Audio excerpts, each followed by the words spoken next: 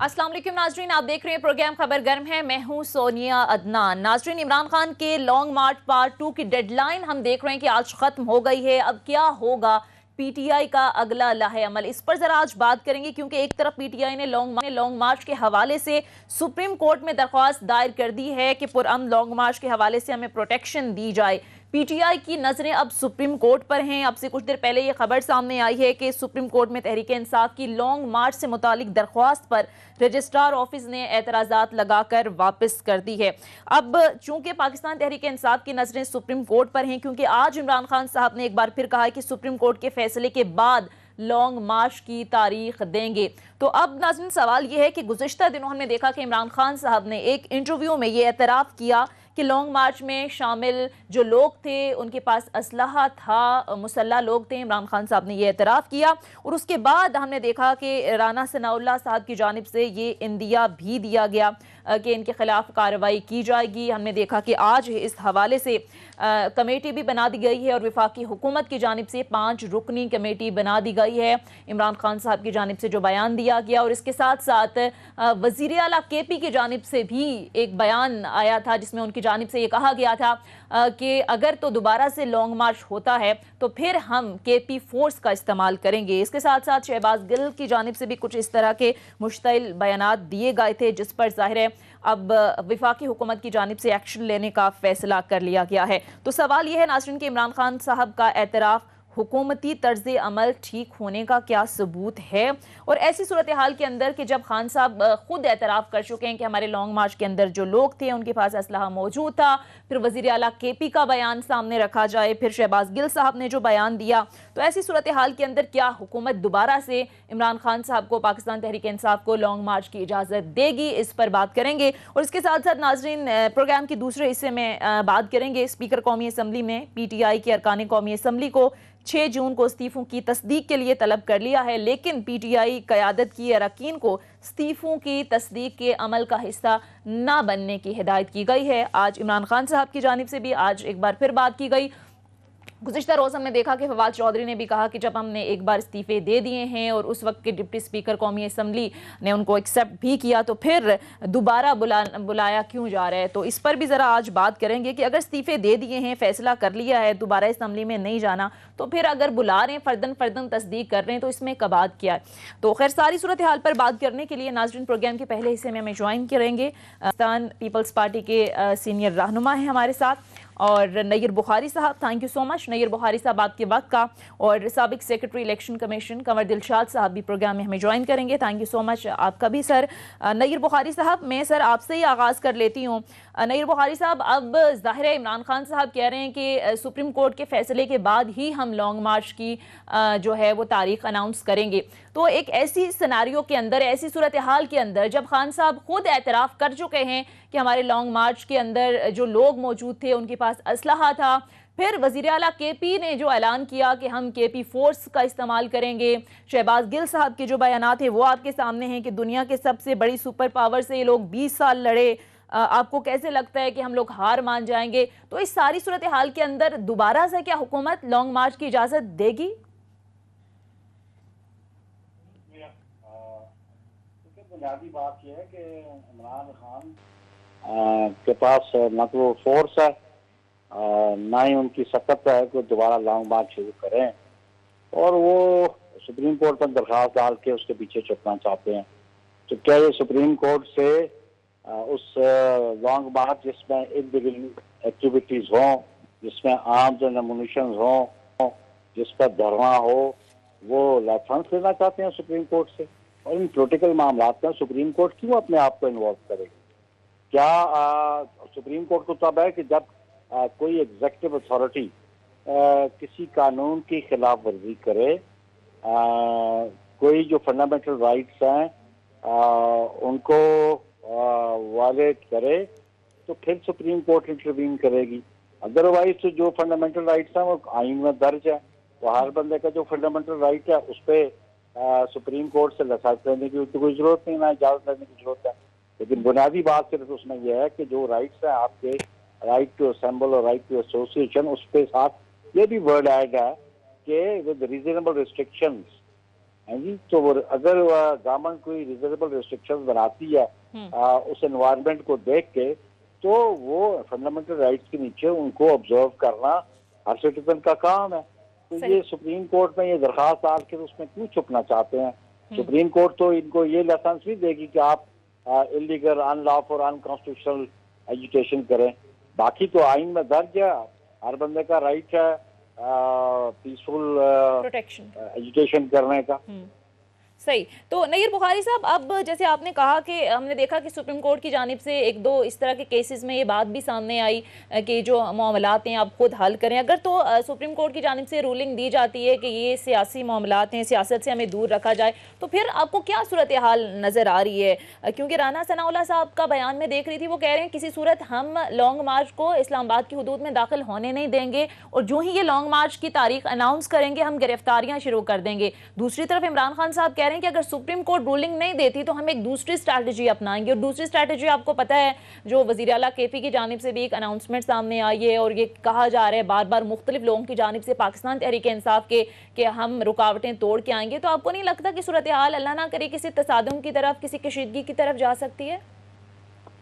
देखिए, बुनियादी बात तो ये है कि ये सुप्रीम कोर्ट में जाके, ये पहले भी इनकी ऑलरेडी पिटीशन थी, और जो पिटीशन थी उसमें भी observation chief justice of Pakistan की आई थी, जिसमें उन्होंने ये कहा कि जस्टिस इजाजुल हसन जो हेड कर रहे थे उस बेंच को, कि ये जीन आइन में और IH9 के दरमियान उधर पार्क में ये कर लें, अपना जलसा कर लें, लेकिन उसको तो उन्होंने फॉलो नहीं किया।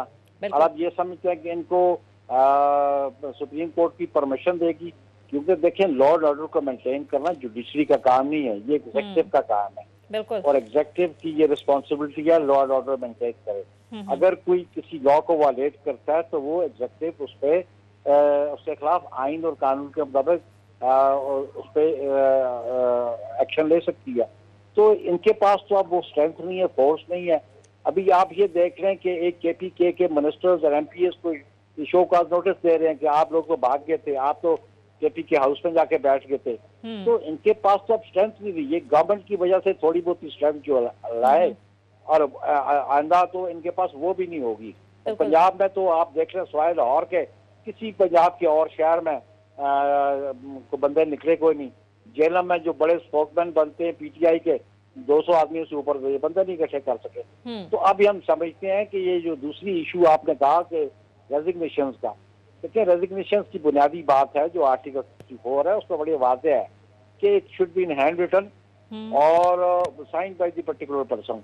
ये तो ना उनके हैंड रिटन है, एक स्टीरियोटाइप वो टाइप हुए में 131 बंदों के उन्होंने सबमिट कर दिए। तो जो प्रिजाइडिंग ऑफिसर है, स्पीकर है, उसने वेरीफाई करना है। विदाउट वेरिफिकेशन वो कैसे एक्सेप्ट कर ले इनको? सही। सर, साबिक secretary election commission Kanwar Dilshad साहब भी हमारे साथ मौजूद हैं इस मामले पर। जरा मैं चाह रही हूँ उनकी भी राय ले लें। कंवर दिलशाद साहब, आप कैसे देखते हैं, स्पीकर कौमी असम्बली ने PTI के अरकान कौमी असम्बली को 6 जून को इस्तीफों की तस्दीक के लिए तलब कर लिया है, लेकिन मैं फवाद चौधरी साहब को सुन रही थी और इमरान खान साहब भी ये कह रहे हैं कि तमाम अरकान के इस्तीफे स्पीकर पहले ही मंजूर कर चुके हैं, स्पीकर के पास रिव्यू करने और नजरसानी का कोई इख्तियार नहीं है। आप कैसे देखते हैं, अगर इस्तीफे दे दिए, ये फैसला कर लिया कि हमने कौमी असम्बली में वापस जाना ही नहीं है, तो फिर फर्दन तस्दीक के लिए अगर बुलाते हैं तो फिर मसला क्या है? दरअसल बात यह है कि कासिम सुल्तान साहब झूठ बोलने में बहुत माहिर हैं। आज इलेक्शन कमीशन पाकिस्तान ने चीफ इलेक्शन कमीशन ने आज उनके दो मेंबरों की ऑफ सेरेमनी हो रही थी, तो वहाँ वो फरमा रहे थे अपने मीडिया के साथ गैर रस्मी मुलाकात में, उन्होंने कहा हमारे पास तो कोई कासिम सुल्तान साहब का नोटिफिकेशन नहीं आया। और कासिम सुल्तान साहब की जो है वो बार बार कह रहे जी मैंने इलेक्शन कमीशन पाकिस्तान को तमाम 123 मेंबरान असम्बली का इस्तीफे भिजवा दिए थे, और इलेक्शन कमीशन पाकिस्तान ने आज कहा हमारे पास तो कोई इस्तीफा नहीं आया। यानी बात देखें तो कहाँ भेजे इस्तीफे उन्होंने, ये अपने घर ले गए, कहाँ ले गए, जबकि इलेक्शन कमीशन कहते हैं मेरे पास तो आया ही नहीं। तो ये दरअसल बात ये कि अच्छा किया हमारे मौजूदा स्पीकर साहब ने, कोई कानून है, एक्ट है 40 से 34 35 नंबर है उसका एक्ट का, पार्लियामेंट का, जिसके तहत वो आर्टिकल 64 की रोशनी में ये हर एक से पूछने के मजाज हैं कि आपने प्रेशर में डाला है धमकी दी गई है, तरगीब दी गई है, क्या मामला हुआ है, आपने इस्तीफा दे दिए। इज्तिमाई इस्तीफे का तो तस्वुर ही नहीं होता। हाँ। तो लिहाजा इसलिए स्पीकर साहब ने हर एक को बुलाना जो है अच्छा समझा, जरूरी समझा, ताकि उसे राय ले लें। अगर वो नहीं आते तो दोबारा पेंडिंग में चले जाएंगे, एक हफ्ते बाद, 2 हफ्ते के बाद दोबारा फिर नोटिस जारी किए जाएंगे। सही। बहरहाल अभी ये इस्तीफे कभी किए जाएंगे। लेकिन तो मुझे तो हैरानगी बात हुई, आज चीफ इलेक्शन साहब का बयान पढ़ सुन के वही मैं बैठा हुआ था कि भी उन्होंने ये कहा कि हमारे पास तो कोई कौमी असम्बली सेक्रेटरी ने हमें इस्तीफे भिजवाए। तो ये अगर हम भिजवा देते, हम बाई इलेक्शन करवा देते। फिर बिल्कुल। बहरहाल ये सारी बातें तो ठीक है, आती है। तो कमर और ये बड़ा साहब, अच्छा किया आज अब ये कह रहे हैं कि इज्तिमाई इस्तीफों का तो कोई तस्वुर ही नहीं है और पीटीआई बाजिद है कि हमने इज्तिमाई इस्तीफे दे दिए। अब कुछ खबरें इस तरह की जराये से सामने आ रही हैं कि दोबारा गौर किया जा रहा है असम्बलियों में जाने की, और कल कोर कमेटी जो इजलास हुआ है उसमें भी कुछ जो पाकिस्तान तहरीक इंसाफ के लोग हैं उनकी जानिब से कहा गया है कि हम क्यों खुला मैदान दें हुकूमत को, हमें जाना चाहिए वापस। तो आपको लगता है कि कहीं ये स्ट्रैटेजी तो नहीं है, इस पर गौर फिक्र हो रहा है दोबारा हम असम्बलियों में आए? दरअसल इनकी पीटीआई के अंदर बड़ी आपस में इंतशार भी है और सोच बचाने बैठी है। इतने बड़े बड़े अपने हलकों से आए हैं, 1.5 लाख 1 लाख वोटर हासिल किए उन्होंने। और इसके बाद सबसे बड़ी अहम बात, अगर इतनी सरगर्मियां पैदा हो रही हैं, इस्तीफे दे दिए, तो जो 85 कमरे जो है ना पार्लियामेंट लाजिम में रखे हुए हैं, तमाम फैमिली समेत रहते हैं, वो सामान समेटे घर जाए, तब पता चलेगा हमें हाँ जी रियली इस्तीफे दे दिए। 85 कमरे पार्लियामेंट लाजिम में मौजूद हैं, तो तमाम इसके बाद सहूलतें हासिल कर रहे हैं, गाड़ियां इस्तेमाल कर रहे हैं और तमाम तनख्वाहें आप अपने हासिल कर रहे हैं। तो कौन से इस्तीफे हैं भाई इनके? इसलिए आसुरी तौर पर जो जो देर लगेगी इमरान खान कमजोर होते जाएंगे, ठीक है, अपनी कमजोर विकेट पे आ जाएंगे। इसके बाद इतने जो मेंबरान कौमी असम्बली है साहब वापस चले जाएंगे कौमी असम्बली में। नईर बुखारी साहब भी रहे चेयरमैन सेनेट, वो बेहतर जानते हैं। बिल्कुल। मैं नईर बुखारी साहब से जरा कमेंट ले लूं। नईर बुखारी साहब, अब जाहिर है पाकिस्तान तहरीक इंसाफ की जो क़यादत है उसकी जानिब से ये कहा जा रहा है कि हमने इज्तिमाई इस्तीफे दे दिए। तो सर कुछ खबरें ये भी आ रही हैं कि पाकिस्तान तहरीक इंसाफ के अंदर से ये आवाज़ें आना शुरू हो गई हैं कि हमें कौमी असम्बली में वापस जाना चाहिए, मैदान खाली नहीं छोड़ना चाहिए, बहुत सारे मामलात पर हम गवर्नमेंट को टफ टाइम दे सकते हैं। कुछ खबरें ये आ रही थी कि बैकडोर गवर्नमेंट कुछ मुज़ाकरात भी कर रही है, जिसमें पाकिस्तान पीपल्स पार्टी के हवाले से भी खबरें थी। तो सर कोई मुज़ाकरात हो रहे हैं, आप उनको राजी कर रहे हैं कि दोबारा असम्बलियों में आए?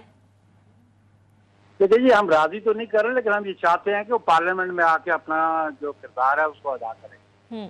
और ये भी उनको समझ है कि ये वैसे छुपना चाहते हैं इज्तिमाई इस्तीफों पे, और ये इन्होंने जब 2014 में भी दिए थे तो ये फिर जितना अरसा इनका 6 महीने पार्लियामेंट से बाहर रहे उस अरसे की तनख्वाहें भी इन्होंने ले ली, अलाउंसेस भी लिए, फिर पार्लियामेंट में वापस भी आ गए। और आज भी मैं समझता हूँ कि जो उनके बहुत सारे मेंबर्स हैं वो नेगोशिएट करते हैं। आप देखेंगे जिस दिन 25 मई को इन्हीं का डेलीगेशन स्पीकर राजा परिषद के घर गया, वहाँ पे उन्होंने नेगोशिएट किया। तो इनके तो बहुत सारे मेंबर्स चाहते ही नहीं है कि वो रिजाइन करें।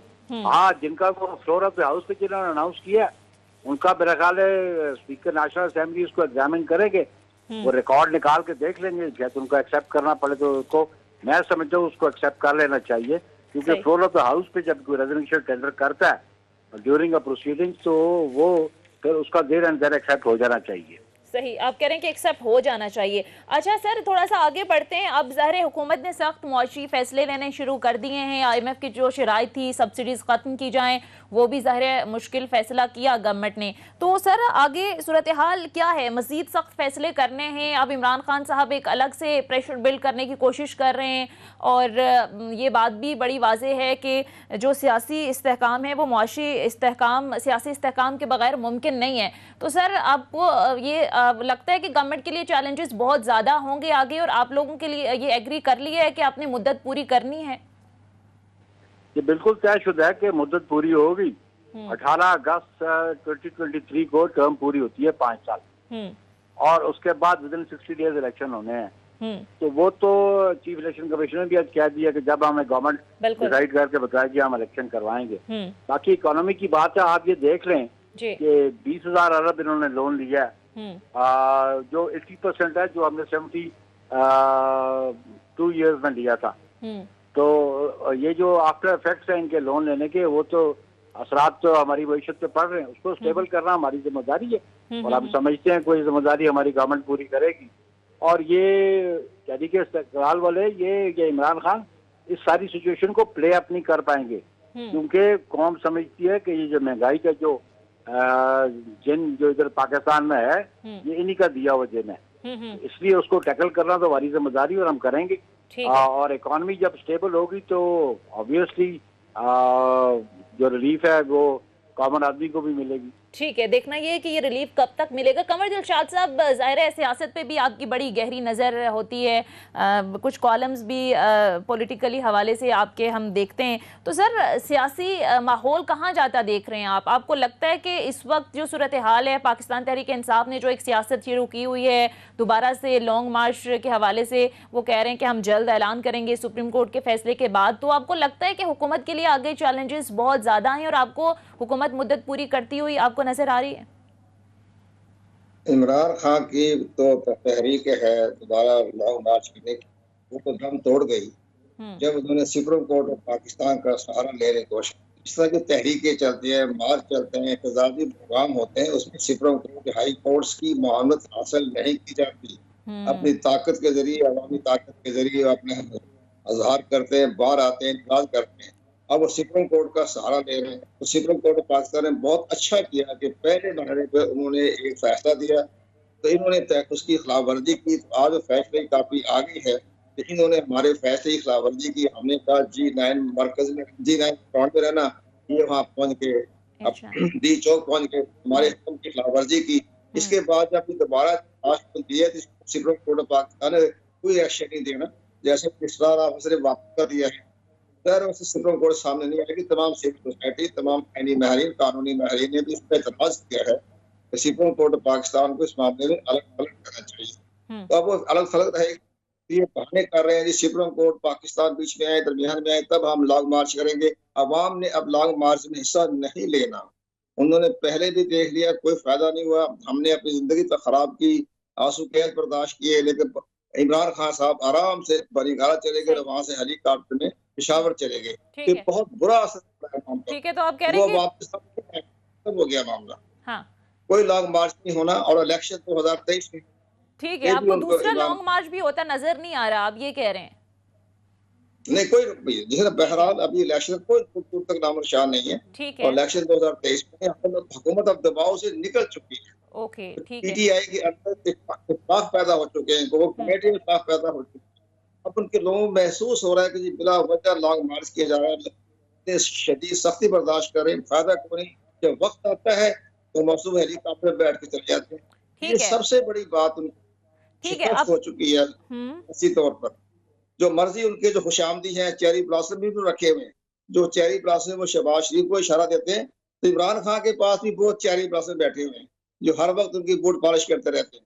तो उन्हें पता होना चाहिए, जो डिजिटल लोग बैठे होते हैं, जो सोशल मीडिया से कोई तहरीक चलती है, वो झूठिया खबरें फैलाने से क्या आपको नजर नहीं आ रहे, और इमरान खान का जो लॉन्ग मार्च टू है वो भी आपको होता हुआ नजर नहीं आ रहा। लेकिन नय्यर बुखारी साहब, अब इमरान खान साहब तो कह रहे हैं कि हम हर सूरत लॉन्ग मार्च करेंगे, और अगर इसी तरह से ये सियासी अदम इस्तेहकाम रहता है तो चाहे वो लोग बहुत ज़्यादा इकट्ठे नहीं कर पाएँ, लेकिन जब सियासी अदम इस्तेहकाम रहता है तो फिर गवर्नमेंट के लिए भी मामलात चलाना मुश्किल हो जाता है। तो सर, किसी सतह पर आपको नहीं लगता कि कोई दरमियानी रास्ता निकलना चाहिए ताकि इंतशार की सियासत से निकला जा सके? तो बैकडोर कोई मुज़ाकरात आपके चल रहे हैं, या आप सजेस्ट करते हैं कि मुज़ाकरात होने चाहिए? देखिए जी, मुज़ाकरात किसी महज़ब आदमी से होती हैं।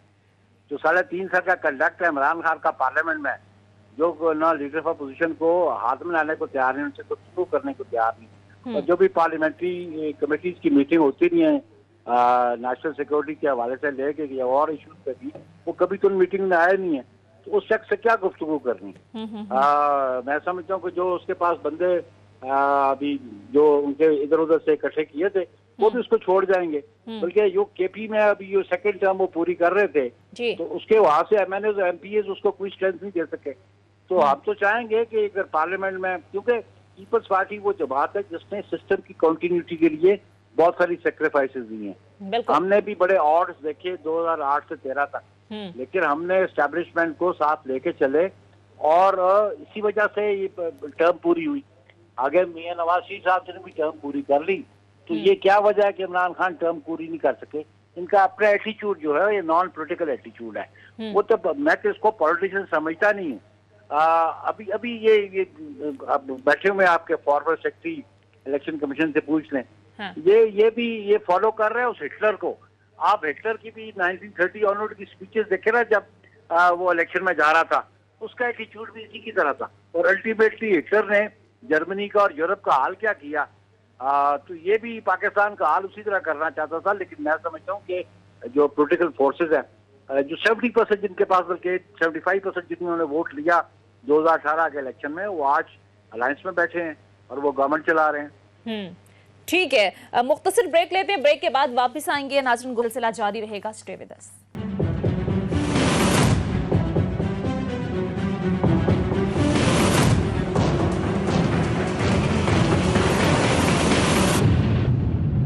ब्रेक के बाद खुशामदीद।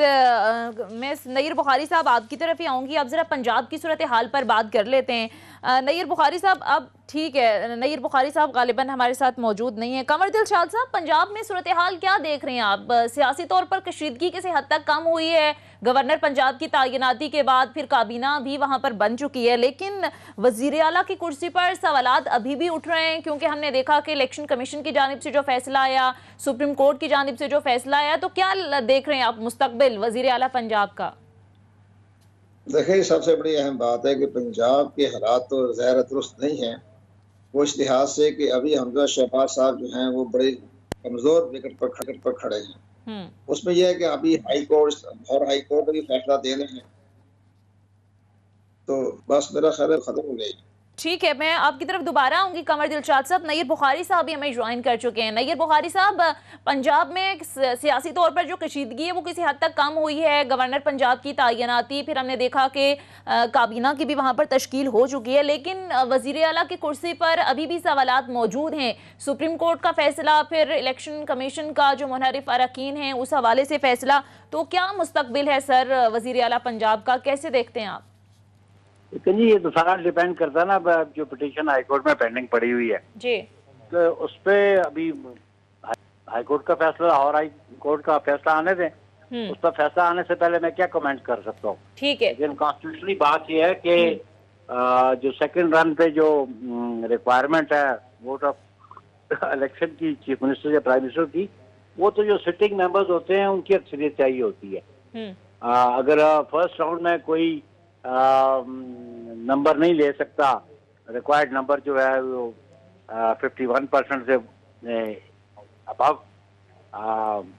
तो जो रिक्वायर्ड नंबर है 187 का, 86 का, तो अगर वो कोई रिक्वायरमेंट नहीं हो सकता फर्स्ट राउंड में, तो सेकंड राउंड में जो होता है वो जो हाउस में जो लोग मौजूद होते हैं उनकी मेजोरिटी चाहिए।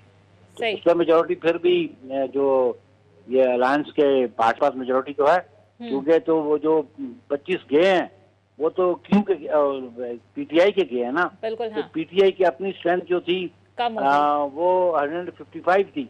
अगर उसमें से 25 चले जाए तो वो 130 पे आ जाते हैं। तो वो 130 और 10 क्यू के मिलान है तो कितने हो सकते हैं। तो उसके मुकाबले में जो स्ट्रेंथ थी उसके पास नून के पास, और उसकी इस नई जजमेंट के बाद उनके पास 165 है, और प्लस 7 उनके पास पीपल्स पार्टी के हैं, और फिर इंडिपेंडेंट भी है उनके पास। तो उनकी स्ट्रेंथ तो बाय ऑल मीन्स जो है इनसे ज्यादा बनती है पीटीआई से। सही। तो कमर दिलशाद साहब, आप इस पर बात कर रहे थे, ठीक है, कमर दिलशाद साहब से दोबारा रब्ता करने की कोशिश करेंगे। आगे बढ़ते हैं। अच्छा सर, एक मुबैना जो ऑडियो कॉल है इसके बहुत ज़्यादा चर्चे थे, और आज इमरान खान साहब ने इस हवाले से डिनाई किया है कि मेरी आसिफ अली जरदारी साहब से कोई बात नहीं हुई। इस हवाले से जो ऑडियो क्लिप चल रहा था कि अदम एतमाद की जो तहरीक थी उससे एक दिन पहले मलिक रियाज साहब ने जो है वो बात की इमरान खान साहब के कहने पर। तो सर, जरदारी साहब ने इसकी कोई तस्दीक या तरदीद की है? पीटीआई पीपल्स पार्टी का इस पर क्या मौकिफ है? देखिए, वो ऑडियो बताते खुद एक सबूत है, और इमरान खान की बात पे कौन यकीन करे। वो हर लम्हे जो यू टर्न को यही है कि एक वादा करके वादा खिलाफी करो, तो झूठ बोलना ही होता है। तो वो तो उनके वतीरे में है ना झूठ बोलना डे वन से। तो उसकी सेकेंडली वो जो ऑडियो है उस ऑडियो में तो कोई भी नहीं है कि इमरान खान ने बराह रास्त बात की आसिफ जरदारी साहब से। वो जो जिसके जरिए बात की है वो आपके सामने है। और ये भी है कि इन्होंने हर लम्हे कोशिश की है। उसको जब इनको समझ आ गई कि अब हमारे पास स्ट्रेंथ नहीं है, तो उन्होंने रीअप्रोचमेंट की कोशिश की, वो भी इस हद तक के जरदारी साहब इनको सपोर्ट करें या उस अलायंस से हट जाएं। तो जरदारी साहब ने कहा कि अभी इम्पॉसिबल है ये। तो क्योंकि इसमें सारा बेसिकली नो कॉन्फिडेंस का जो मोशन था, उसमें किरदार ही पाकिस्तान पीपल्स पार्टी का था, जो इनिशिएटिव लिया, और उसकी बुनियाद पे फिर वो बाकी पार्टीज में भी आई और कलेक्टिव डिसीजन था, और कलेक्टिव डिसीजन से कोई पॉलिटिकल पार्टी जाती। ठीक है, तो नय्यर बुखारी साहब, इसका मतलब ये हुआ कि आप इस बात की तस्दीक कर रहे हैं कि तहरीक अदम एतमाद से पहले आपको अप्रोच किया गया पाकिस्तान तहरीक इंसाफ की जानिब से और कहा गया कि हमारा साथ दिया जाए, और फिर जरदारी साहब ने कहा कि नहीं, अब तो वक्त गुजर गया है, बल्कि अगर ऑडियो क्लिप देखा जाए तो उन्होंने कहा कि अब ये मुमकिन नहीं है। देखिए ना, वो ऑडियो इटसेल्फ, वो जो सबूत है, हाँ। आवाजें आपको पता है, जरदारी साहब की भी आवाज है और उसके मलिक रियाज की भी आवाज है। मैं उसका आप सबूत क्या दूं, क्योंकि ये कम्युनिकेशन बिटवीन दो आदमियों के दरमियान कम्युनिकेशन है, और वही समझते हैं कि क्या गुफ्तगू हुई है, क्योंकि मैं तो इसमें प्रीवी नहीं हूं ना, मैं विटनेस इस बात का। तो मैं इसको जरदारी साहब ने भी तस्दीक की नहीं, इसका मैं तस्दीक या तरदीक क्या करूं। ऑडियो इटसेल्फ जो है वो सबूत है इस बात का, वो सफिशिएंट सबूत है कि आपसे एनआरओ मांगा गया। ठीक है, अच्छा नय्यर बुखारी साहब, अब जरा दोबारा से आ जाते हैं। जो वजीर आला केपी का एक बयान था, ज़ाहिर इस पर बहुत ज़्यादा तनकीद भी हो रही है कि बड़ा एक गैर जिम्मेदाराना बयान है। एक सूबे के आप चीफ एग्जीक्यूटिव हैं, एक सूबा आपके नीचे, और फिर आप ये बयान दे दें कि हम फोर्स लेकर आएंगे और फोर्स से मुकाबला करेंगे। तो सर, क्या कोई इस तरह की खबरें भी सामने आ रही थी कि वजीर आला के बयानात के बाद विफाक के पास गवर्नर राज लगाने का भी जवाज़ बन सकता है? तो ऐसी कोई सूरत हाल हो सकती है अगर मामलात उसी तरफ जाते हैं जिसका इशारा किया वज़ीर आला केपी ने? अभी तो ये बहुत अर्ली स्टेज है इस पर कमेंट करना गवर्नर राज के बारे में। हाँ। लेकिन ये बुज़दार प्लस जो है, ये तो 3.5 साल बोला ही नहीं।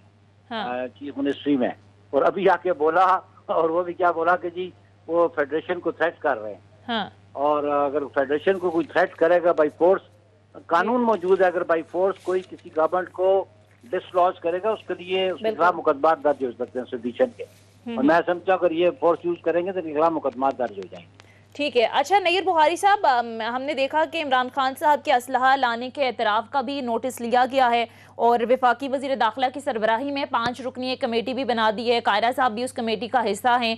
तो सर, किस तरह की कार्रवाई हो सकती है? राना सनाउल्लाह साहब तो इंदिया दे चुके हैं कि इस बयान के बाद और जिस तरह के मुश्तइल बयानात दिए जा रहे हैं, हम गिरफ्तार भी कर सकते हैं इमरान खान साहब को। देखिए, गिरफ्तारी तो बात की बात है ना, पहले तो मुकदमात का इंदराज है। अगर ये कमेटी फैसला करती है कि मुकदमात का इंदराज हो, तो फिर ही किसी को गिरफ्तार करेंगे। तो उनको एग्जामिन करने थे इनकी स्टेटमेंट्स को, और क्या एविडेंस है इनके पास। अगर इनके खिलाफ मुकदमात दर्ज करते हैं तो फिर उनको अरेस्ट करेंगे। सही। तो सर, अभी आपको लगता है किस तरह की कार्रवाई आप कर सकते हैं? क्योंकि वो तो बाजिद हैं, अपना लॉन्ग मार्च वो हर सूरत लेकर आएंगे। तो सर, जो ही लॉन्ग मार्च का ऐलान होगा, राना सनाउल्लाह साहब कह रहे हैं कि हम गिरफ्तारियां शुरू कर देंगे, तो यही स्ट्रैटेजी बनी है कि लॉन्ग मार्च का ऐलान होगा तो वही पहले वाली जो स्ट्रैटेजी है उसी को अपनाएंगे? मैं समझूं खाली ऐलान की बात नहीं है। जब तक अमली तौर पर कोई जुर्म का इर्तिकाब नहीं करता तो ऐलानात पे मुकदमात क्या दर्ज करें। अगर कुछ के लिए कोई अमली का उन्होंने काम किया या कोई इंटेंशन को उन्होंने अमली तौर पर उसको अमली जामा बनाया, तो जरूर के खिलाफ मुकदमा दर्ज होंगे और फिर जरूर गिरफ्तारियां भी होंगी। ठीक है, अच्छा अब जरा आ जाते हैं सर, अब अवामी मुश्किलात के हवाले से, जैसा कि आपको पता है कि पेट्रोलियम प्राइसेस पर जब सब्सिडीज़ जब से ख़त्म की गई है, तब से महंगाई का एक और तूफ़ान आया है, और ज़ाहिर आम आदमी के लिए, जैसे आपने भी बात की, कि मुश्किलात बढ़ रही हैं। तो सर, इसको काउंटर करने के लिए क्या कोई स्ट्रैटेजी है गवर्नमेंट के लिए? क्योंकि मामलात इसी तरह से चलते रहे तो फिर आगे इलेक्शन में आवाम के पास जाना आपके लिए मुश्किल हो जाएगा।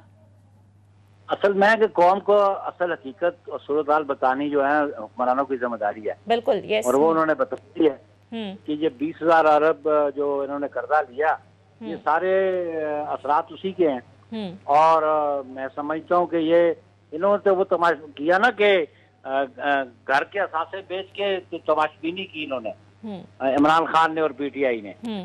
तो जो तमाशबीनी करे घर के असासे बेच के, तो उसका अंजाम यही होता है जो ये कौम को जा छोड़ के चले गए हैं।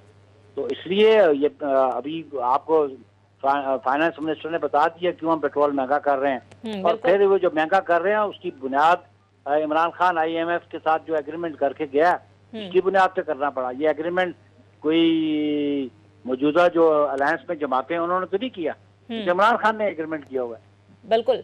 अच्छा, अब नईर बुखारी साहब, अब जाहिर है आगे हमें कोई सूरत हाल में बेहतरी नजर आएगी, क्योंकि हमने देखा कि जब हुकूमत बनी तो एकदम से जो रुपए की कदर जो है वो मुस्तहकम हुई, डॉलर थोड़ा नीचे आया, लेकिन फिर एक अनसर्टनिटी का सा माहौल था, हुकूमत में रहना है नहीं रहना, तो एक बार फिर सूरत हाल काफ़ी मौशी हवाले से में अबतर नजर आई। अब फिर हम 1-2 दिन से देख रहे हैं कि मुस्तहकम हो रहा है रुपया, डॉलर की कीमत भी जो हम देख रहे हैं कि डॉलर भी नीचे आ रहा है। तो सर, आगे आपको लगता है कि सूरत हाल में कुछ बेहतरी आएगी? क्योंकि ज़ाहिर है IMF की तो शराइत मान ली, उसके बाद IMF के नुमाइंदे का भी बयान में देख रही थी, उन्होंने कहा कि ये खुशाइंद है, जब IMF पैसे देगा तो दीगर मालियाती इदारे, दीगर जैसे चीन हो गया, UAE हो गया, सऊदी अरब भी मदद करेगा, तो मुआशी हवाले से कोई बेहतरी आएगी, इस्तेहकाम हम देखेंगे? अगर आप मुआशी मामलात को किस लिए रियलिस्टिक अप्रोच रखेंगे तो बिल्कुल आएंगे। जो साबका हुक्मरान ने किया, अगर हम भी उसी डगर पे चले तो फिर तो कोई बेहतरी नहीं आएगी। सही। लेकिन मैं समझता हूँ कि ये पाकिस्तान की बड़ी बदकिस्मती के उधार लेके तनख्वाहें आप दें, बिल्कुल। ऐसे तो मुल्क नहीं चलते। तो जब तक आप अपने रिसोर्सेज जनरेट करेंगे आपकी इकॉनमी ठीक नहीं होगी। और बदकिस्मती इस मुल्क की ये रही कि ये अपने रिसोर्सेज जनरेट ना ज़िया हक के ज़माने में हुए, ना ही जनरल मुशर्रफ के ज़माने में हुए, और आप उन इमदादों पे बैठे रहे जो वेस्टर्न वर्ल्ड और जो इस्लामिक वर्ल्ड आपको देता रहा अफवाह के इशू में, और अभी भी इस पे मुशर्रफ के ज़माने में। अपने रिसोर्सेज जनरेट करने की ज़रूरत है, अपनी इकॉनमी को इस्टेब्लिश करने की ज़रूरत है। ये एक ज़राई मुल्क है और इसमें अभी हमें गंदम इम्पोर्ट करनी पड़े, और जहाँ हम कॉटन एक्सपोर्ट करते थे आज हमें कॉटन इंडस्ट्री के लिए, टेक्सटाइल इंडस्ट्री के लिए कॉटन इम्पोर्ट करनी पड़े, तो इससे बड़ी बदकिस्मती की क्या बात है। सही, ठीक है। नईर बुखारी साहब साथ ही रहिए, मुख्तसर ब्रेक के लिए आज हम ब्रेक लेते हैं, ब्रेक के बाद वापस आएंगे, कुछ मजीद इशूज़ पर भी बात करेंगे। Stay with us.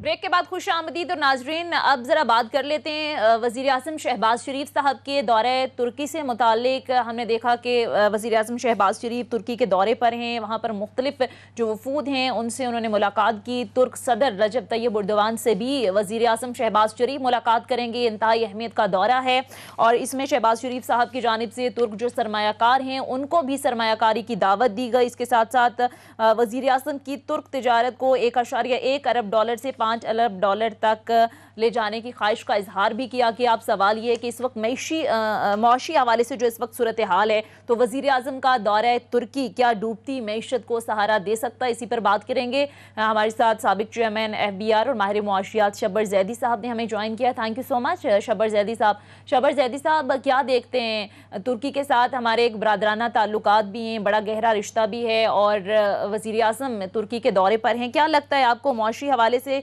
डूबती मईशत को कोई सहारा मिलेगा इस दौरे से?